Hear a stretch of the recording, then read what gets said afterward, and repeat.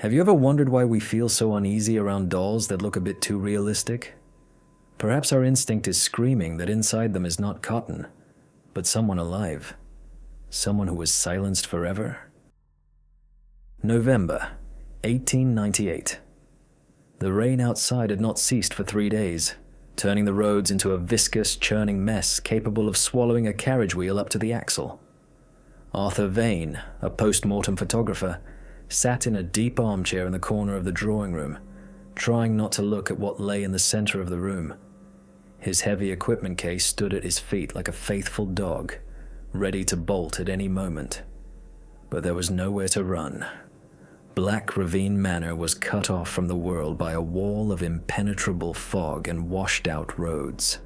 The client, Mr. Severin, had vanished into the depths of the house half an hour ago, leaving Arthur alone with the model. It was his daughter, Eliza. She sat in a high-backed wing chair, dressed in a snow-white wedding gown, the lace of which seemed woven from spider webs. Her hands rested on the velvet armrests, her head tilted slightly to the right, mimicking a light slumber. Arthur had seen hundreds of corpses. He was used to their waxen pallor, to the scent of decay that even the strongest perfumes could not mask. But Eliza was different. Too fresh. The girl's skin retained a warm peach hue, as if blood still coursed through her veins instead of having congealed into cold jelly. Her chest did not rise, yet Arthur constantly felt that the lace on her bodice was trembling ever so slightly. He blamed it on the drafts wandering through the old house and the play of shadows from the gas jets hissing on the walls. Sighing, the photographer rose and began his preparations. The photography process in 1898 was nothing like modern snapshots. It was a ritual. Alchemy. Arthur set up his massive tripod, mounting the mahogany bellows camera with its brass fittings. The lens, looking like the unblinking eye of a cyclops, stared directly at the deceased. "Forgive the intrusion, my lady," Arthur whispered out of old habit. He always spoke to his clients. It helped steady the trembling in his hands. He approached Eliza to adjust the folds of her dress. The fabric was dry and rustling. When his fingers accidentally brushed her wrist, he almost jerked his hand away. The body was not ice cold. It was warm. But this was not the healthy warmth of a living person. It was a stifling, musty heat, like that emanating from rotting leaves deep in an autumn forest. Arthur swallowed thick saliva. Perhaps a fever, he reassured himself. She burned up from a fever, and the heat hasn't left the body yet. He returned to the camera and covered his head with a thick black cloth, cutting himself off from the outside world. Now he saw Eliza upside down on the frosted glass of the viewfinder. In this black and white looking glass, she seemed even more macabre. Arthur began to turn the brass wheel, bringing the image into focus. The picture became sharp. He could see every eyelash, every hair that had escaped her coiffure. And then, it seemed to him that the inverted face twitched. Arthur froze, ceasing to breathe. In the silence beneath the hood, he heard only the frantic pounding of his own heart. He peered into the cloudy glass. Eliza's eyes. They were open. He had opened them himself and applied glycerin for a shine, to give the gaze a lifelike quality. But now, in the viewfinder, her pupils seemed to have shifted, as if she had crossed her eyes, trying to look straight into the lens, straight into the soul of the photographer hiding behind it. Arthur yanked off the black cloth and straightened up. Eliza sat motionless. Her glassy gaze was fixed on the void, through the camera, through the wall, into infinity. "Nerves," he muttered, wiping cold sweat from his forehead. "Just nerves in this cursed fog." It was time for the most difficult stage. There was catastrophically little light in the drawing room. To capture the girl's face on the photographic plate, a flash was required. Arthur took out the flash trough on its long handle and a jar of magnesium powder. It was a dangerous substance. One wrong move, and you could lose your fingers or set the drapes on fire. He poured a small gray mound of powder into the trough. His hands trembled treacherously, and a few grains fell onto the expensive Persian carpet. Arthur raised the device above his head, his other hand gripping the pneumatic bulb of the shutter. "Don't blink," he joked nervously, though there was no one in the room to appreciate the humor.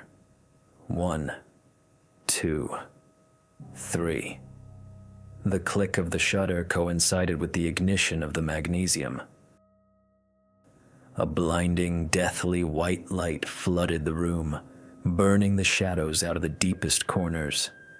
For a fraction of a second while the flash lasted, the world became stark, devoid of midtones. And in that instant, when the light hit his retinas, Arthur saw something that made his knees buckle.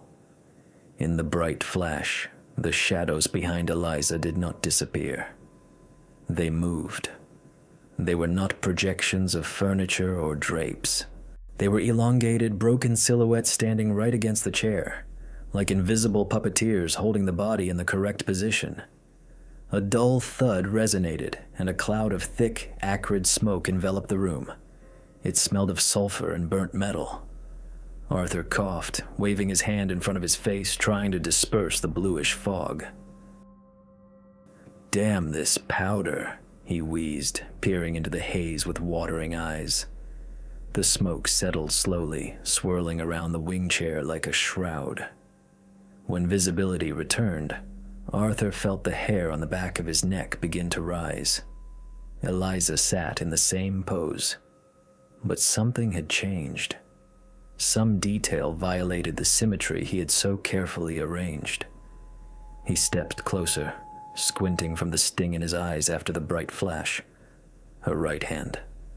A minute ago, before the flash, her palm had been relaxed, lying loosely on the velvet armrest, palm up, fingers slightly curled in a natural, peaceful gesture. Now, the hand was flipped over. Her pale fingers were clutching the edge of the armrest convulsively, knuckles white, crushing the fabric.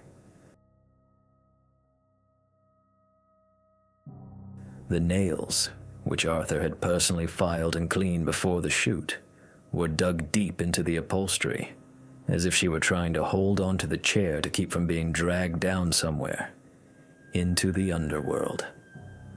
Arthur backed away, nearly knocking over the tripod.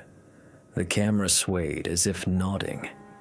In the absolute silence of the house, a quiet, wet sound was heard, like someone licking parched lips. The sound came from the direction of the chair. Arthur retreated to the door, clutching the cassette with the exposed photographic plate to his chest, as if it were the greatest treasure or, conversely, a cursed artifact burning his hands through wood and velvet. He didn't stay to pack the tripod. To hell with the camera. The main thing now was to get his feet out of this drawing room, where the air had become thick and viscous as treacle. He felt that if he turned his back on the chair too quickly, he would hear not only the rustle of silk, but the slapping of bare feet on the parquet. He slipped into the corridor and walked briskly, almost running towards the wing of the house allocated for his laboratory. Severin had ordered a former pantry to be given to him, a cramped closet with no windows, which was ideal for developing, but ruinous for one's sanity. Once inside, Arthur first turned the heavy key in the lock. The click of the latch sliding into place sounded unnaturally loud in the silence, like a gunshot. But even the locked door brought no relief. The photographer leaned his back against the door, breathing heavily. His heart pounded somewhere in his throat, echoing in his temples like a dull alarm bell. He needed to calm down. His hands had to be steady. The wet collodion process forgives no mistakes, fuss, or trembling. The emulsion had to remain wet, otherwise the image would be lost, vanishing without ever being born. Arthur struck a match. A small flame flared up, casting long, dancing shadows on the walls lined with shelves full of old jars and rags. He lit the kerosene lantern with its ruby glass. The room was instantly plunged into a blood-red twilight. This light was safe for photographic materials, but for the human eye, it was torture. In this crimson haze, everything looked ominous.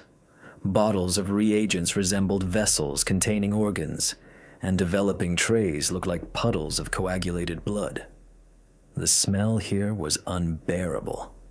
The sharp, medicinal scent of ether and alcohol from the collodion was mixed with that same sickly sweet odor that had haunted Arthur since the threshold. The smell of decay masked by perfume. It seemed the house itself was rotting from the inside, and no stone walls could contain this decomposition. Vane took a deep breath, trying to breathe through his mouth, and set to work. He moved on autopilot, his fingers remembering every motion learned over years of the craft. Removed the glass plate from the cassette, carefully, holding only the edges. The glass was still sticky from the silver bath. Now, the developer.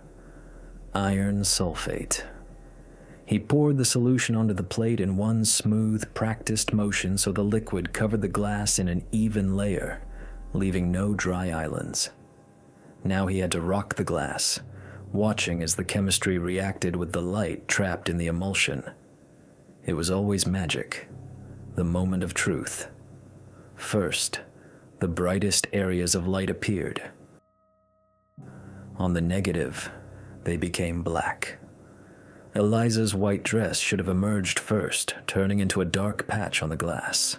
Then, the mid-tones, and finally, the shadows, which remained transparent. "Come on," Arthur whispered, peering into the murky liquid shimmering in the red lantern light. "Show me." The image began to emerge. First, the patch of the dress appeared. Huge, voluminous. It took up almost the entire lower part of the frame.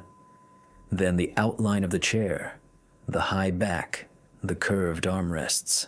Arthur leaned lower, his nose almost touching the wet surface of the glass. The acrid fumes stung his eyes, but he didn't blink. He needed to see the face. The face emerged. Arthur expected to see closed eyes, or that strange, skewed gaze he had imagined under the hood. He was prepared for the hand to be convulsively gripping the armrest. After all, he had seen that with his own eyes before the flash. But the negative showed something else. Vane felt a cold trickle of sweat run down his spine, between his shoulder blades. The hands holding the glass trembled so violently that the developer splashed over the edge, burning his skin with cold. But he didn't even notice. In the photograph, Eliza was not sitting. The chair was empty. The upholstery was clearly visible, every button on the backrest, the dented cushion where the body had just rested. But the girl herself was not in the chair. Instead, the entire space of the frame was crossed by a blurred, misty streak going up and to the side, as if the subject had moved with incredible, inhuman speed at the moment of exposure. But the most terrifying thing wasn't that. Behind the empty chair, in the depths of the room, where there had been deep shadow during the shoot, something appeared that the human eye had missed. Silver, more sensitive to the invisible spectrum, had dragged it out of the darkness. There, at the very edge of the frame, stood a figure. It wasn't Mr. Severin. This creature was taller, its limbs unnaturally elongated like a giant stick insect dressed in a funeral tailcoat. It had no face, only a smooth white mask, or perhaps simply an absence of features, and one of its long, multi-jointed hands rested on the back of the empty chair, as if inviting someone to sit, or as if it had just taken someone from there. Jesus Christ, Arthur exhaled. At that moment, the flame in the ruby lantern flickered and shrank to a tiny blue dot, almost plunging the room into darkness. And from behind the door, from that very corridor Arthur believed to be empty, came a sound. A quiet, wet slap, as if a wet, heavy cloth had fallen to the floor. Then another, closer. Slap, slap, slap. Someone was walking towards the laboratory, and this someone was walking barefoot. Arthur remembered with horror his thoughts in the drawing room about bare feet on the parquet. The sound stopped right at the door. The brass handle gleaming dully in the dying lantern light, slowly, with an agonizing creak, began to turn downwards. Arthur froze, afraid even to inhale, watching as the tongue of the lock, which he had engaged just minutes ago, began to be pressed into the jamb under the pressure of some monstrous force, metal grinding against metal. The one standing behind the door didn't know how keys worked, but possessed the strength to ignore them. The brass handle froze, as if the entity outside had lost interest or smelled my animal fear through the keyhole. I pressed my back against the planks, feeling the wood vibrate from my racing pulse, and slid to the floor, clutching the useless glass negative which had already begun to dry, turning the horrifying truth into an eternal imprint. In the cramped closet, it became suffocating, ether and alcohol fumes burning my lungs. But going outside was more terrifying than suffocating. Yet the instinct of self-preservation demanded fresh air. Otherwise, I risked losing consciousness and becoming easy prey for the inhabitants of this house. I sat like that for what seemed like an eternity, until the ruby wick in the lantern finally drowned in kerosene, plunging me into sticky, absolute darkness, where every sound was amplified 100-fold. The silence returned, but now it wasn't empty. It was expectant, filled with rustles that could be a draft or someone's wheezing breath right above my ear. When the suffocation became unbearable, I jerked the lock open, threw the door wide, and tumbled into the corridor, ready to strike anyone standing there with a heavy tripod or just my fist. But the corridor was empty, only dust motes dancing in a beam of light. The long gut of the passageway, lined with dark panels, drowned in gloom, and only at the far end, by the stairs, a single gas jet burned, casting trembling shadows that looked like bony hands.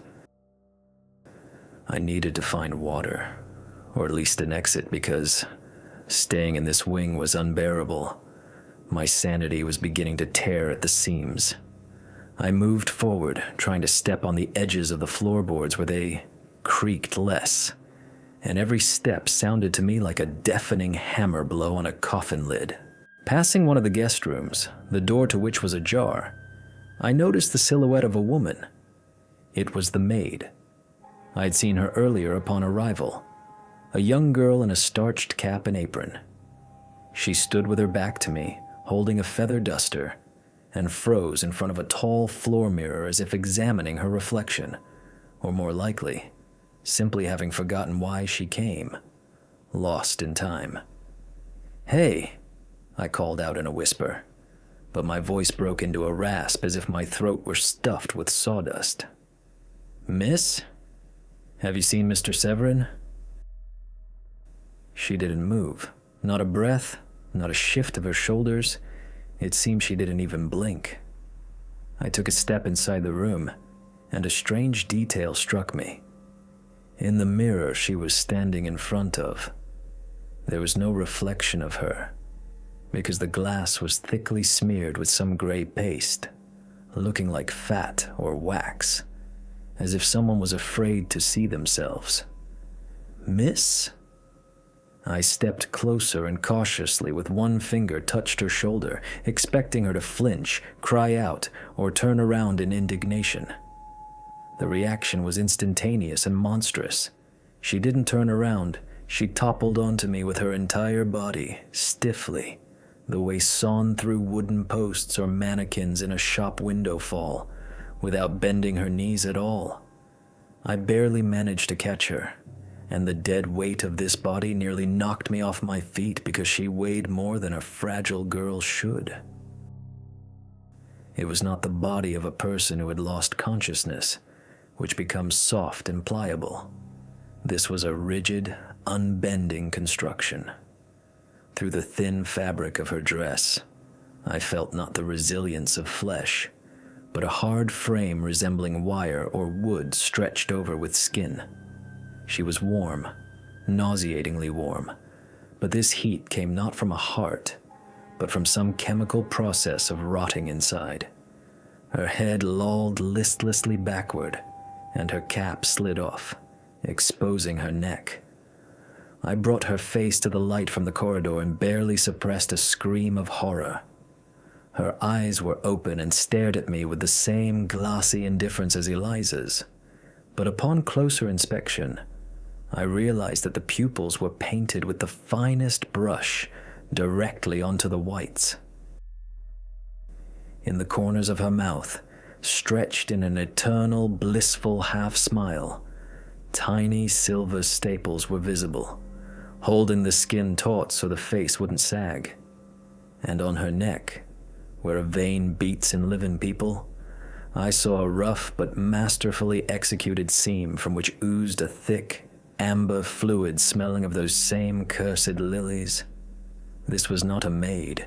This was a doll.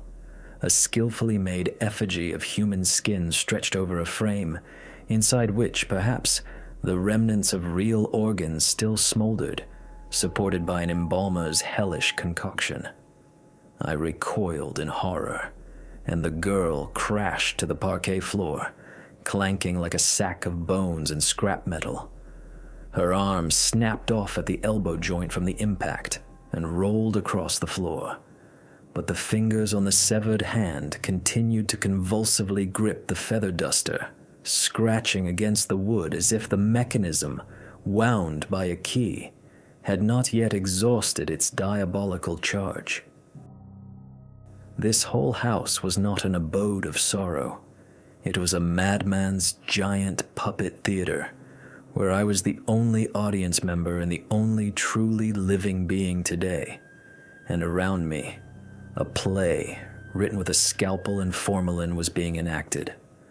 I ran away from this mechanical corpse, not watching where I was going, just to get away from the sound of scratching fingers that were perhaps still trying to sweep the floor, obeying the inertia of springs.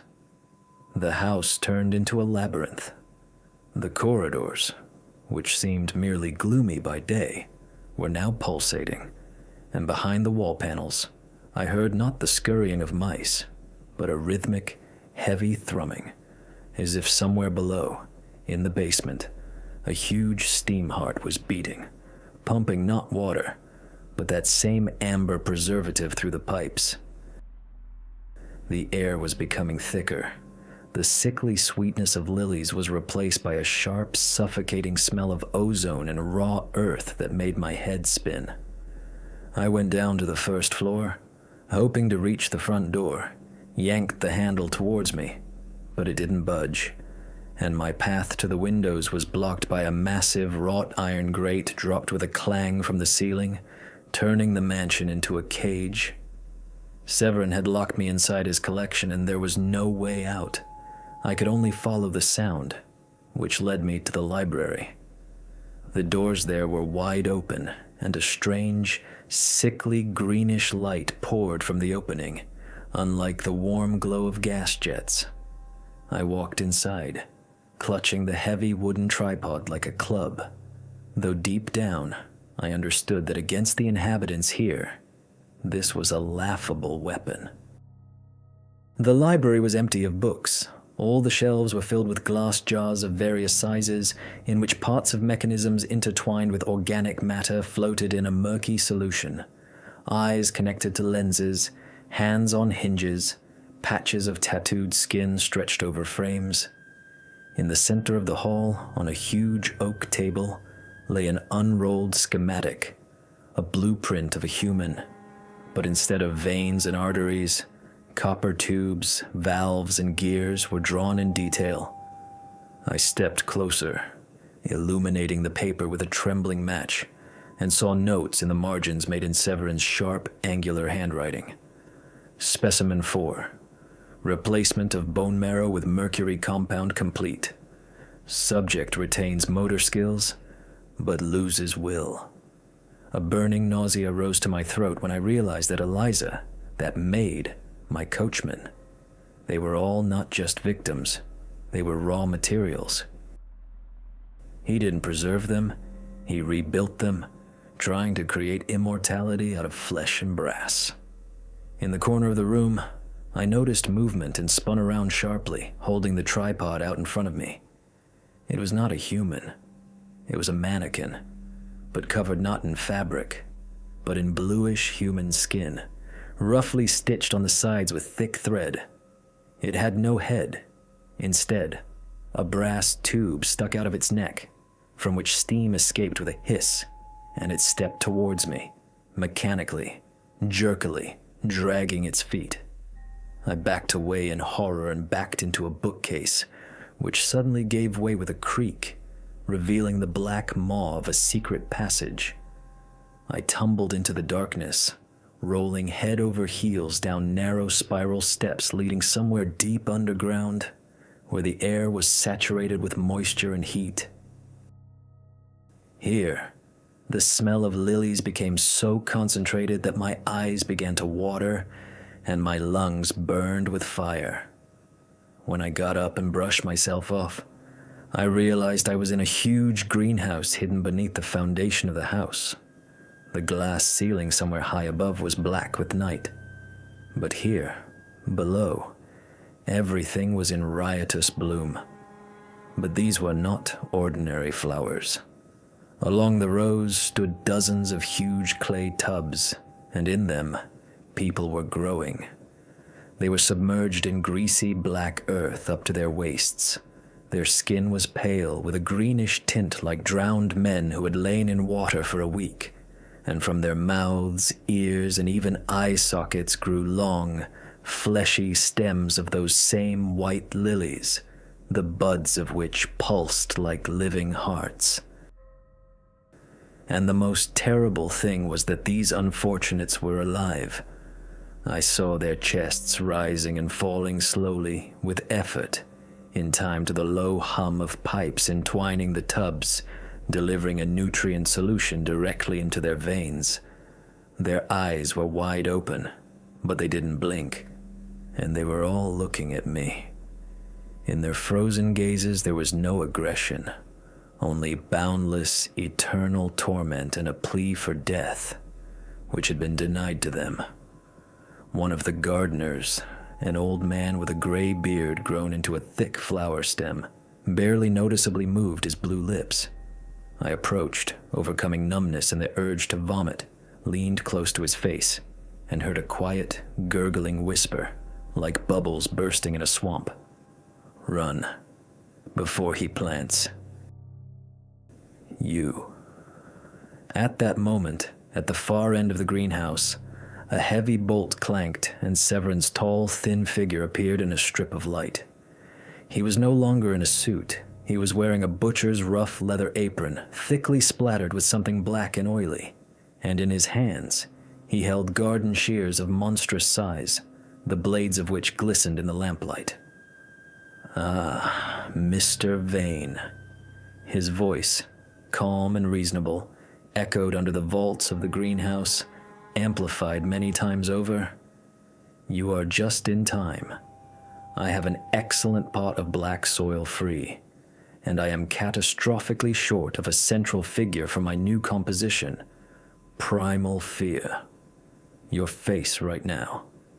It perfectly expresses this pure, distilled emotion. We simply must preserve it forever, before it fades. The blades of the giant shears snapped shut with a predatory clang where my neck had been a second ago, severing only the collar of my coat, and I recoiled, slipping on the wet earth soaked in that same chemical solution that flowed through the pipes instead of water. Severin moved with frightening speed for a man of his build. His movements were jerky, mechanical, as if his joints had also been replaced with hinges abundantly lubricated with grease. "Do not resist, Arthur," he grated, and in his voice I heard inhuman notes, as if ball bearings were rolling around inside his larynx. "Pain is merely an electrical impulse. I will disconnect it. You will become beautiful, eternal." He swung again, intending to shear the flesh from me like excess leaves from a sick bush. In desperation, I fumbled with my hands on the table behind me, knocking vials and tools to the floor until my fingers found a heavy, cold handle. It was not a knife, but a massive monkey wrench left by one of the mechanics servicing this infernal greenhouse. I put all my fear, all my animal thirst for life into the blow, and brought the piece of iron down on Severin's shoulder, but there was no crunch of bone, only a ringing metallic clang that numbed my arm. The master of the manor merely stumbled, but not a single muscle on his face twitched. Beneath the skin, where the fabric of his frock coat had torn, copper glinted. He was one of them. He had turned himself into an exhibit, cutting the weakness of flesh out of himself, but the blow gave me a second's head start. I darted to the side, overturning one of the tubs with a plant. The heavy pot shattered, and the contents spilled onto the tiled floor. A clod of black earth intertwined with white roots that had grown through the human ribs and pelvis of the unfortunate victim. The person in the pot, it was a woman, let out a gurgling wet moan when her root system tore, and not blood, but a whitish, viscous sap gushed from the ruptures, making the smell of ozone and rot sharp in the air. Severin snarled, showing emotion for the first time, the anger of a collector whose rare specimen has been damaged. "Barbarian!" he roared, rushing at me through the broken ceramics. But I understood that I couldn't withstand a direct fight with this cyborg, so I did the only thing that could stop him. I struck the main steam valve buzzing on the wall next to the boiler with the wrench. The rusty metal gave way, and a jet of superheated steam under immense pressure burst out, cutting the air with a shriek. Severin, caught in the path of the jet, howled because the steam was cooking his skin. But what was more terrifying was that the high temperature was melting the wax and rubber of which parts of his face apparently consisted.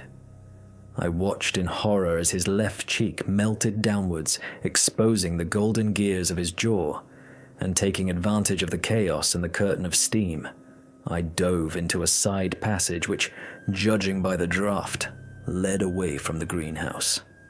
I ran through a narrow service tunnel, ducking low so as not to hit my head on the tangles of pipes, while heavy footsteps and the clang of metal on stone came from behind. He was coming for me. The tunnel led me into another room, much colder and drier, resembling a workshop, a real factory floor beneath the foundation of a noble nest, where there were no flowers, but it smelled of formalin, sawdust, and carpentry varnish.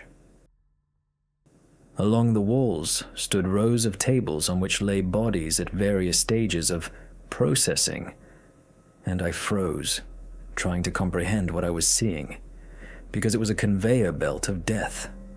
On the first table lay the body of a young guy, completely gutted, his ribcage opened and held by spreaders, and inside it was empty. No heart, no lungs. Next to it on a tray lay copper bellows, similar to those used in accordions, ready to take the place of organs. On the next table, A body was already being sewn up using thin silver wire instead of thread. But the creepiest thing was what stood at the end of the hall.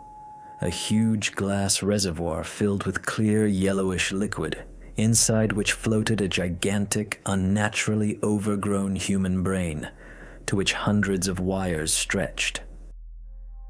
It pulsed, and with this pulsation, the lamps under the ceiling flickered.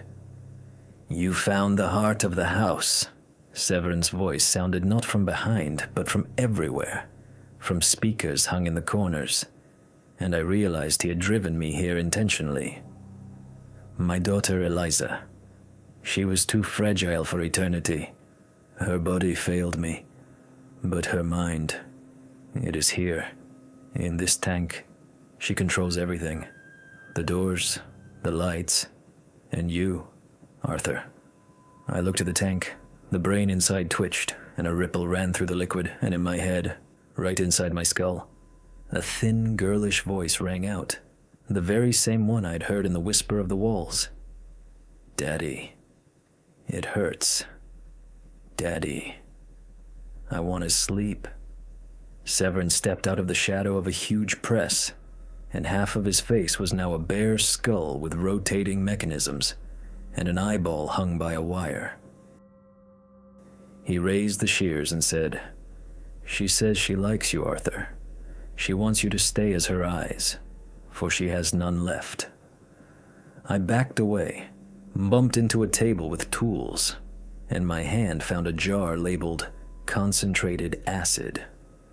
It was a chance, the only chance to end this endless torment for both Eliza and myself, so I didn't throw the jar at Severin. I swung and threw it with all my might at the glass reservoir. The glass of the reservoir couldn't withstand the impact of the heavy bottle and burst with a disgusting, squelching sound, like a giant's eye being crushed, and concentrated acid mixed with shards and nutrient solution gushed in an avalanche onto the floor, flooding Severin's boots with smoking sludge. In the same second, a piercing, shrieking scream rang out in my head, and, it seemed, in the very air. But it was not a scream from a throat. It was a psychic shockwave of such force that my nose started bleeding. Eliza was dying. Her naked brain, deprived of its protective shell, turned black and bubbled under the action of the acid, writhing in death throes on the floor amidst broken glass. And with her, the house itself was dying. The lamps under the ceiling flared blindingly bright and exploded, showering us with a rain of sparks, and the mechanisms around howled, going haywire. Severin collapsed to his knees right into the puddle of chemicals, but he paid no attention to his trousers and the skin on his legs hissing and melting. He grabbed his semi-mechanical head with his hands and howled in unison with his dying daughter, because their connection was two-way, and now he felt every second of her agony as his own. "What have you done?" He wheezed, trying to stand up, but his legs, deprived of signals from the central processor that Eliza served as, obeyed poorly, and he twitched like a broken marionette. I didn't wait for him to recover, or for the crazed automatons to tear me apart. I jumped over the smoking stream and dashed to the stairs leading up. The entire basement was shaking, pipes were bursting, shooting jets of steam, and unfinished bodies fell from the tables and began to crawl chaotically across the floor, deprived of a guiding will. Emerging from the workshop into the corridors of the first floor, I entered a true hell. Servant cyborgs, who had previously stood motionless or performed routine work, were now convulsing in seizures, banging their heads against the walls, or attacking each other, tearing flesh and metal with teeth and fingers. I dodged their blind attacks, fighting back with the remains of the tripod I had picked up along the way, and ran towards the main entrance. But my path was blocked by the very same elderly housekeeper who had met me at the beginning. Now her face had slid to the side, exposing a steel skull, and foam mixed with machine oil flew from her mouth. She lunged at me with a kitchen knife, shrieking something incoherent. But her movements were desynchronized, and I managed to shove her towards the open fireplace where flames were roaring. Her dress ignited instantly, but she didn't even scream, continuing to mechanically wave the knife while the fire devoured her artificial flesh. I reached the massive oak doors, but they were still locked, and the mechanism controlling the grates was obviously jammed by Eliza's death grip. Behind my back, a roar was growing. The ceilings were collapsing, and the fire from the fireplace had spread to the drapes and dry wooden panels, turning the hall into a fiery trap. The only way out was the window in the dining room, which I had noted during the day. It looked old, and the frame was rotted. I burst into the dining room, grabbed a heavy chair, and smashed it into the glass with a swing, praying to all the gods that the grate there was weaker or absent altogether. The glass flew outwards, and cold, damp air of freedom hit my face. But with it, fog as thick as milk crawled into the room. I tumbled over the windowsill, tearing my hands on the sticking shards, and fell into the wet grass, breathing heavily and coughing from the smoke. But it was too early to relax. Black Ravine Manor was burning. Tongues of flame were already licking the roof, illuminating the surroundings with crimson light. And in this uncertain light, I saw that the fog around the house was not empty. From the white veil, attracted by the noise and the smell of burning, figures were slowly trudging towards the house. These were the villagers, the very ones I hadn't seen during the day. But now, I saw them clearly. They walked silently, shuffling their feet, their eyes glowing dully in the dark, and the same tubes and wires stuck out of their bodies as the inhabitants of the mansion. Severin hadn't just created a family. He had reprocessed the entire village, turning it into his private army. And now, having lost their queen mother, this swarm of lost souls was walking towards the source of pain, towards the burning house, and I was in their way. I lay in the tall, wet grass, pressing my whole body into the mud and expecting these semi-mechanical peasants to tear me to pieces. But something strange and frightening happened. They walked past. They didn't even turn their heads in my direction. Their empty, dimly glowing eyes in the dark were riveted to the burning mansion, like moths flying to a fatal yet beckoning light.